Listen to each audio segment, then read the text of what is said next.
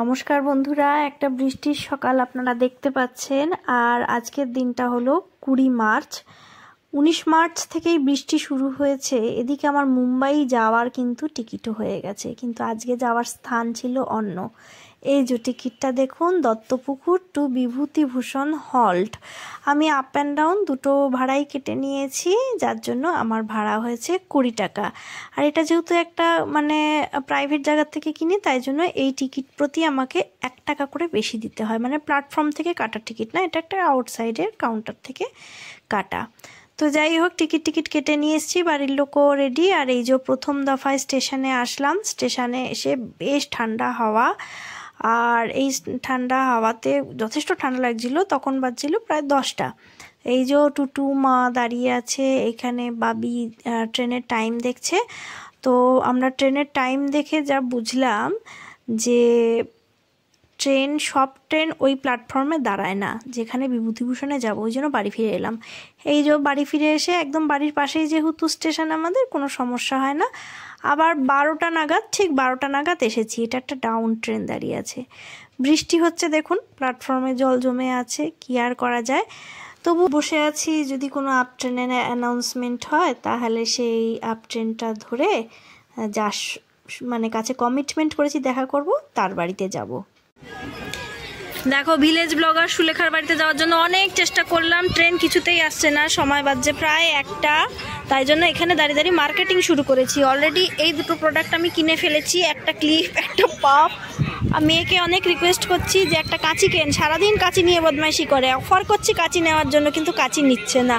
তো যাই হোক, টুটু দেখ দায় না, চিরুনি অফার আছে, নিবি না? ফ্লাইটে মুখ দেখতে পাবি কিন্তু যাওয়ার সময়। দেখ, ডগি কিচেন আছে, এটা ভালো।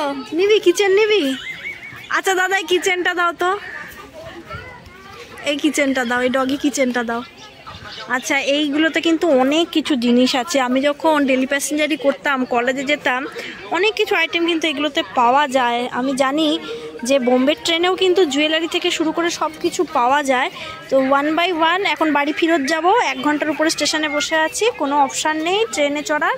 তো যাই হোক, মার্কেটিং করে প্রয়োজনীয় জিনিস কিছু এখান থেকে কিনে টিনে আমি এবারে বাড়ি চলে যাব। ঠিক আছে? আমার 100 টাকার টিকিট আজকে আপ ডাউন পুরো নিয়েছে। টিকিটটা অবশ্যই দেখাবো আপনাদের সঙ্গে। পুরো গেল জলে। তবে একটা জিনিস ভালো, ব্যাগে মিষ্টির প্যাকেট আছে, ওটা খেয়ে নেব।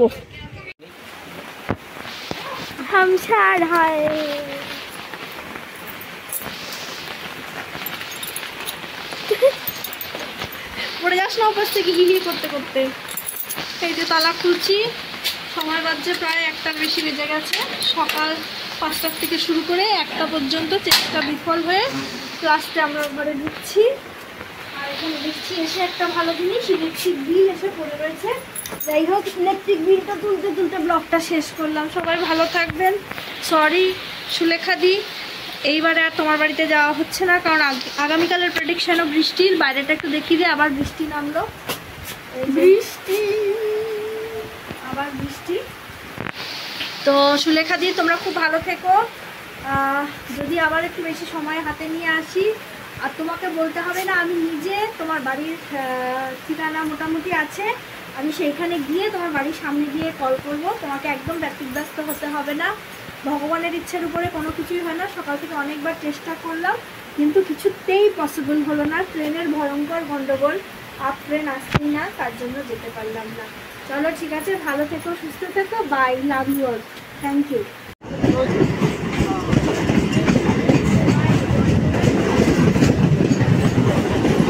চলো বাড়ি, আর কিছু করার নাই।